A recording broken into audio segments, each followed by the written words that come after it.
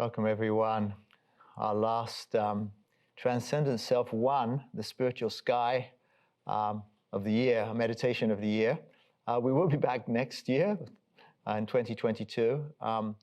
Seems like these have been very well received, which I'm really thrilled about. So we'll continue with tea and overtones and also the spiritual sky.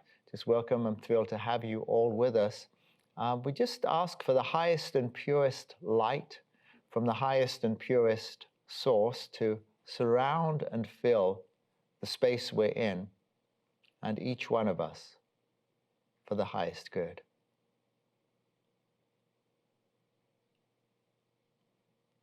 And we ask for this light to disperse, dissolve, release any negativity, dis-ease, disturbance that may be around us or in us. And we ask that it be taken back into the nothingness from which it came, through grace, for our highest good.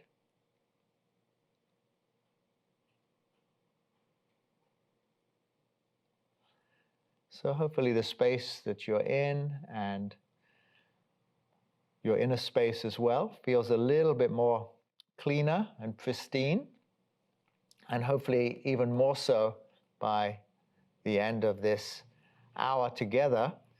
So what we're going to do is we have a couple of excerpts from John Roger, which we'll play. John Roger, my spiritual teacher, always loved to have his energy involved here. Just a couple of very short excerpts, but he says so much in so short a time. So one needs to really pay attention. And he passed away, goodness, what is it now? I think it was 2014, so that was 7 years ago. Is it 7 years? Okay, so yeah, apparently 7 years. But very much everything that I do is kind of really, I kind of owe to his teaching, his love, and so that's why I love to bring him in here in recognition of that, but also just what he says is so extraordinary. And then after he speaks, we'll have like a few seconds of silence, 5 seconds, and then I'll bring in this piece of music we just played, because I feel that it's a kind of a meditation in itself. And then we'll have a little bit of silence after that, perhaps 3 or 4 minutes of silence, just to feel what's going on here. So John Roger, and then we'll have a little bit of silence.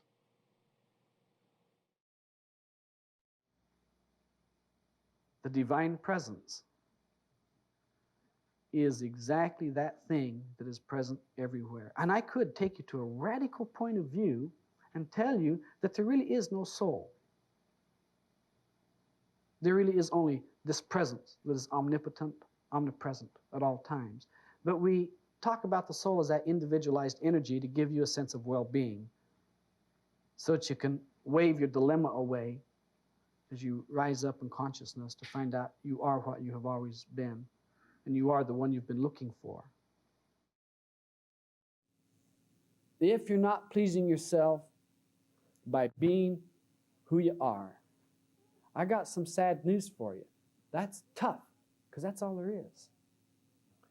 If you haven't found that place yet inside of you that is full and brilliant, that's tough, because that's all there is. But when you get there, that's enough, because that's all there is. That's all there is for everybody on all the levels of consciousness. The bright, brilliant radiance of our beingness. The spiritual sky meditations that we do on Mondays are pretty much focused on this idea of space.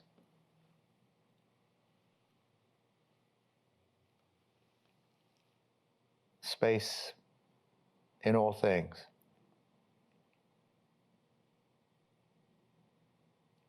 The divine presence, if you will, the spiritual sky.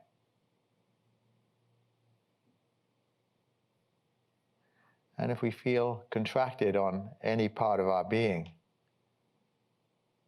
then we just want to find the space within that contraction. There is always space. And even though perhaps our muscles may be tightly wound, if we allow our awareness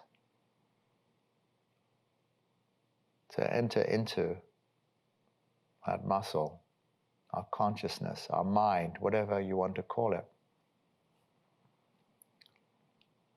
let our mind soak in. Let's say we're dealing with tight shoulders.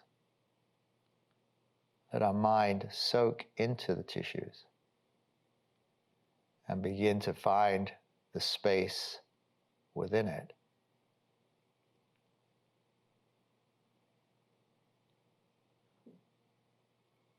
It's like taking our mind out of our head and putting it into the muscle.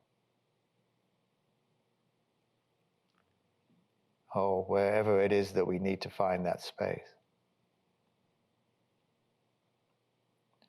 In this case, I'm just using the muscle, but for you it may be something else. It could be a situation in your life that just like a muscle can be tightly wound. A situation you may be dealing with may seem impossible or stuck. And so within that stuckness, allow your mind to go into the space and find the space in the stuckness. John Rogers says that in the midst of contraction, expand.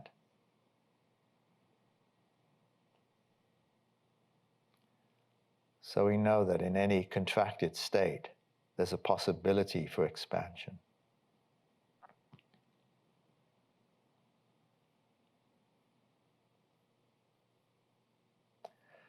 There's a quote from a kind of a somatic pioneer 100 years or so ago, Elsa Gindler. And she says that the pause or the rest after exhalation, as after we breathe out, must not be lifeless. So if we just bring our attention right now to the rising and the falling of our breath, we don't take a breath, we receive the breath.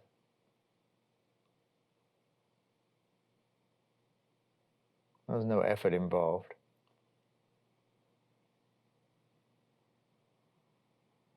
And then as we let go, as we exhale, at the end of that exhalation, there's a brief moment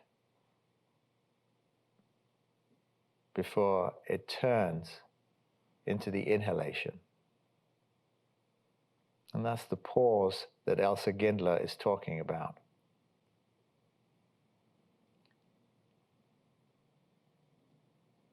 Just become aware of that pause as you exhale. You don't actually pause yourself. That's not what we're doing here. It's being aware of the pause that emerges from the natural rising and falling of your breath.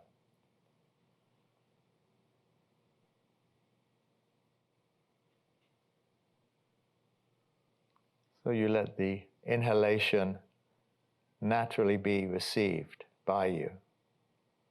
You don't grab it. You don't force it.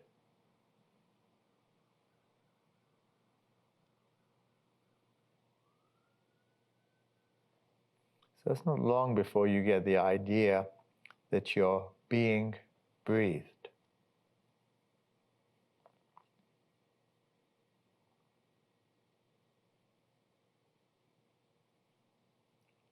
All you have to do is just let go.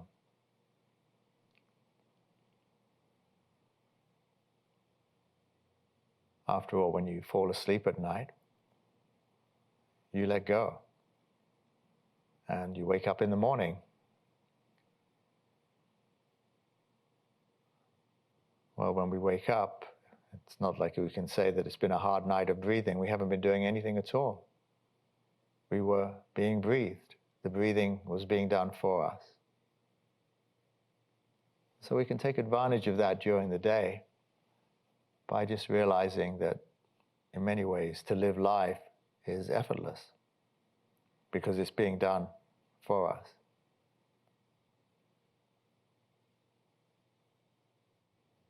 So what we're just doing here can be a meditation in itself. It can be a lifetime meditation, not like a short meditation. Just becoming aware of the rising and the falling of the breath. And as Elsa Gindler tells us, the pause or rest after exhalation must not be lifeless. She goes on to say, it should never be a matter of holding the breath. On the contrary, it should most closely resemble the pause we experience in music, which is the vital preparation for what is to follow. She says it is wonderful to see how inhalation merges from this living pause. These pauses and the conscious feeling of them are of the greatest importance. There is an opening of the cells. The air enters easily and silently, and we feel fresh and toned up. So what Elsa Gindler is telling us is that by allowing this pause, we allow the opening of the cells to be receptive, to receive the inhalation. If we just rush into the breath, we don't get the full benefit. We don't allow for that opening. We're giving space for the cells to open. And this space, to me, is the essence of healing. Finding that space. Now, as we focus on the rising and falling of our breath, the good news about this is we never have to go anywhere because it's going on all the time. If we stop breathing, we're dead. So as long as we're breathing, we know we're alive, and that breath is always available to us to follow. And as we once again become aware of the exhalation, naturally, we're not breathing out or forcing or holding.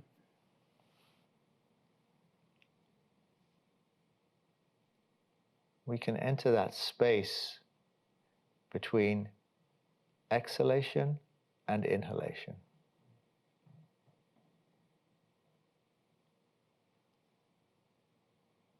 That space becomes like a doorway or a portal into a vast world.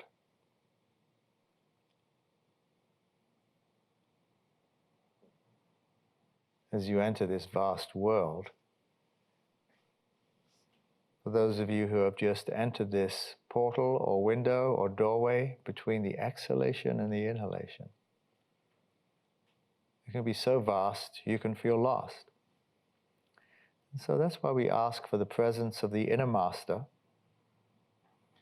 or the mystical traveler consciousness which exists within each human being on the planet. And we ask for that consciousness to be present with us, guiding us in this vastness.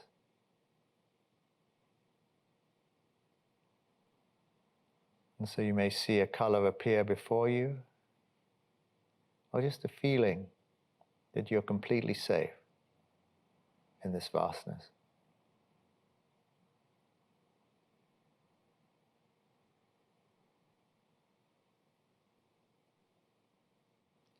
This space we're talking about has been talked about by the ancients, Lao Tzu, for example. The great Chinese philosopher and sage said 30 spokes share the wheel's hub. It is the center whole that makes it useful. Shape clay into a vessel. It is the space within that makes it useful. It is the space within that makes it useful. Cut doors and windows for a room. It is the holes which make it useful. Therefore, benefit comes from what is there. Usefulness from what is not there. So we see how space can be of great benefit and use for us. And if that situation that was tight, perhaps you feel more of an openness there now. Or if there were muscles that were tight, maybe there's a looseness and an openness. If there was a mind that was contracted, maybe now there's an openness, a lightness. And you can always return to the rising and the falling of your breath, and then to once again the space between exhalation and inhalation.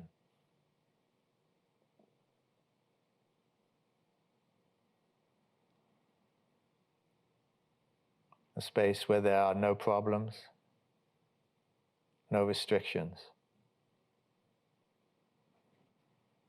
just grace, openness, and joy.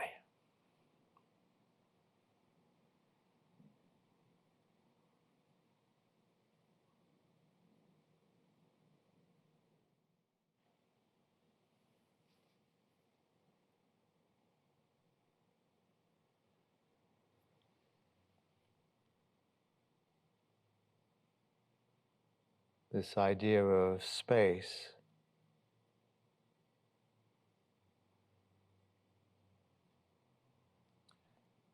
can really have a wonderfully practical application as well as a meditative experience. In those moments when we feel crunched for time, when it seems that there's too much to do and not enough time to do it in, we can find repose in the Japanese concept of ma, spelt M-A, ma.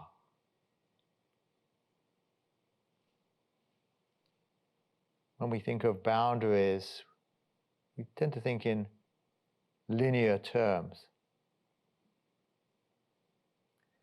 But if we can think of boundary in terms of space, our perception can radically shift. This Japanese idea of ma is a boundary, but it isn't a line. It is a void, an expanse.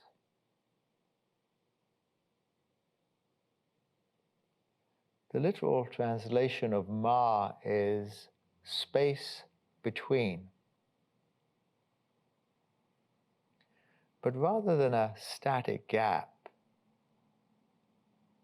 it is the distance that exists between objects as well as between time.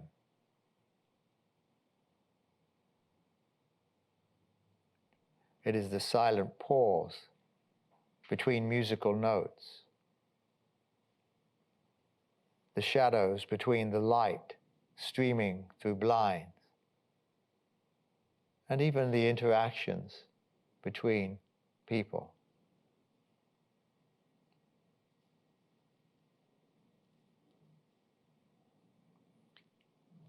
Ma is the white between the letters in a book that convey meaning, not just black ink.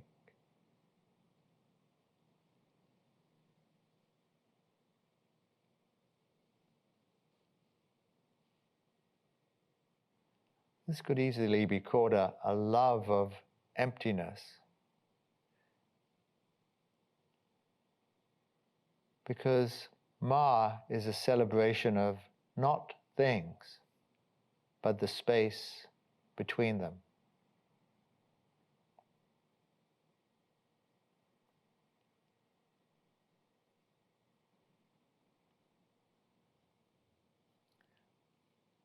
Ma is like a holder within which things can exist and stand out and have meaning. Ma is the emptiness, full of possibilities.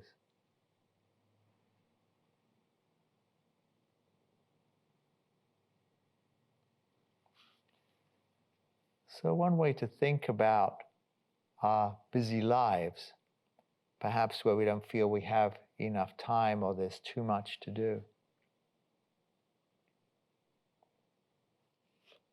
or perhaps our homes have a lot of clutter in them. But one way to think about it is not with the clutter or with the busyness, not about there being too many things or too much to do, but more about there not being enough Ma.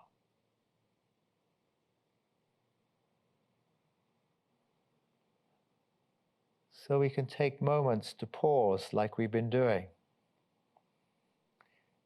It's almost like our bodies know this. There's a space between heartbeats. And that space or that pause or that rest between heartbeats is actually about 13 hours a day, and that the heart beats about 11 hours. So the pause is actually a little longer than the heartbeat. And when, of course, that goes out of balance, then we have a little bit of dis-ease. So this idea of pausing is built into the health of our bodies. And it goes through everything. Everything has a built-in rest.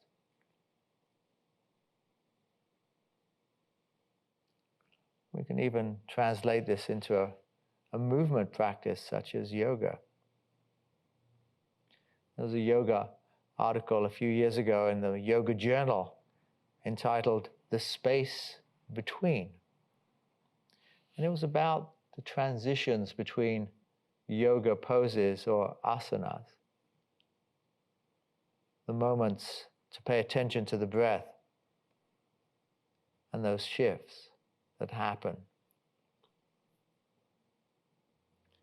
This idea of shifting our body, we don't have to do yoga, we can just make a gesture. I mean, earlier on we were drinking tea. It could be just holding a teacup or bringing a teacup to our mouth. Moving slowly through transitions, this was what the article said, is more demanding mentally and physically. If you always rely on momentum to take you to the next pose, you'll never build the strength to stop using your momentum. In other words, if we rush through life,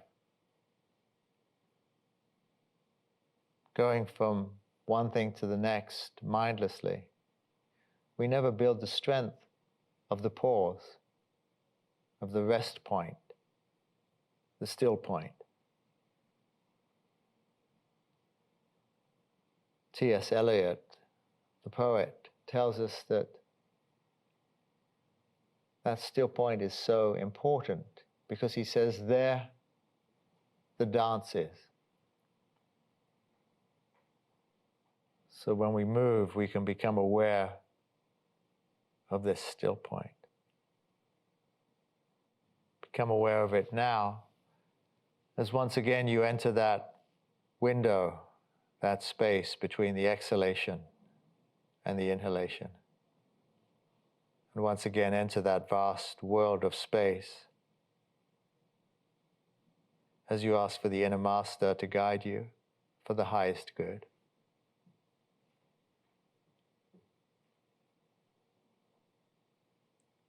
You once again can feel, if you fully enter this, everything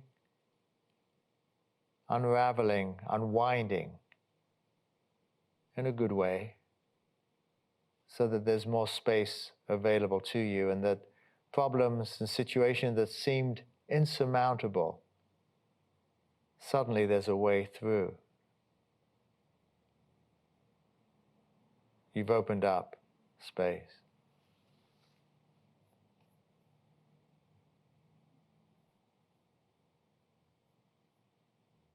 So the idea of Ma spans everything from the dugout space of a canoe to the gaps in a conversation, the blank spaces of calligraphy, the silences during a play or performance.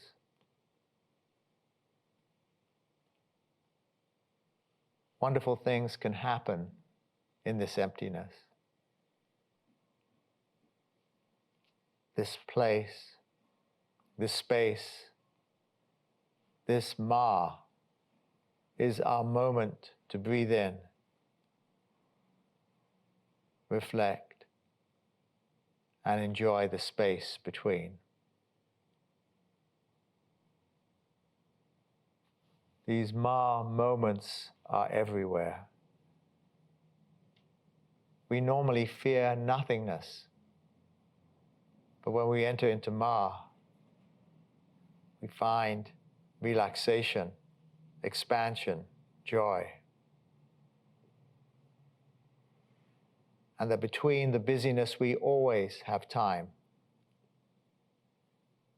We always have space.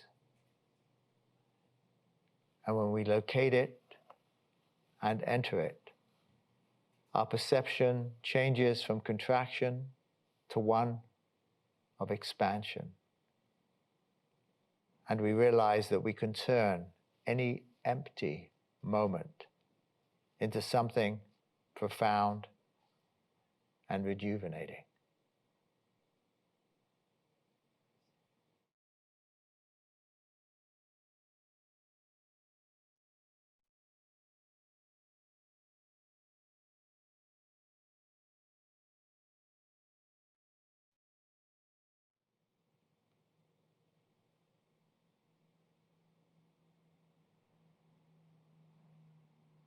We can apply this stillness, this pause in our daily lives to regenerate and find space. And when we do this, new possibilities open for us.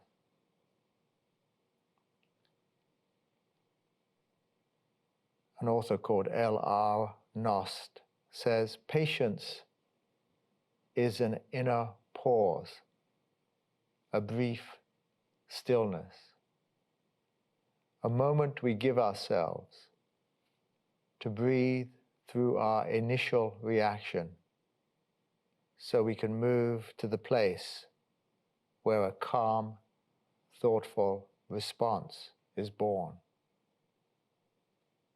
Patience is a gift of time we give ourselves, so we can give the gift of peace to others.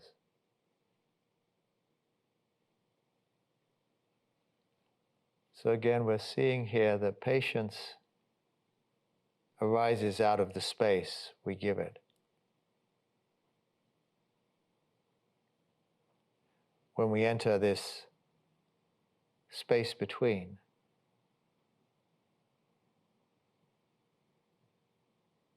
we give ourselves a moment to unwind, to release.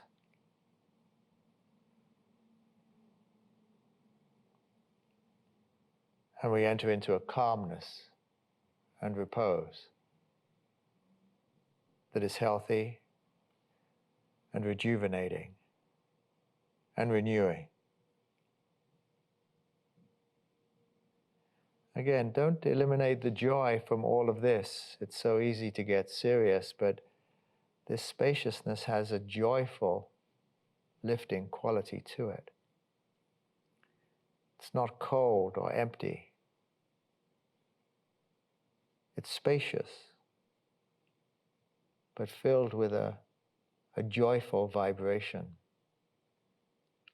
a warmth, a welcoming, something that makes you smile. The teacher Tara Brach talks about in bullfighting, there is an interesting parallel to the pause as a place of refuge and renewal. It is believed that in the midst of a fight, a bull can find his own particular area of safety in the arena. There he can reclaim his strength and power. This place and inner state are called his querencia. As long as the bull remains enraged and reactive, the matador is in charge. Yet when the bull finds his querencia, he gathers his strength and loses his fear. From the matador's perspective, at this point, the bull is truly dangerous, for he has tapped into his power.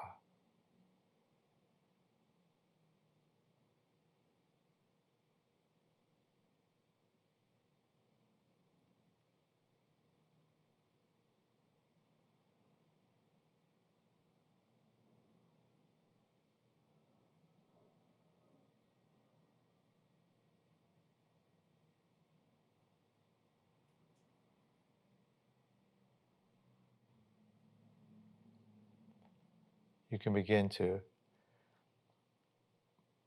come slowly back into the room by gently wiggling your fingers and your toes.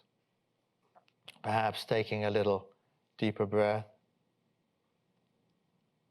And when you're ready, you can open your eyes. There's no rush here. You can keep them closed. I'd like to bring you back at the top of the hour because some people have time considerations. Well, thank you all so much. I want to thank Stella and Jake and Chris for their great work behind the scenes here, and also Maria Jose Marignon. And wow, what a year we've had together. So on we go, and God bless you all. Thank you so much. Be well.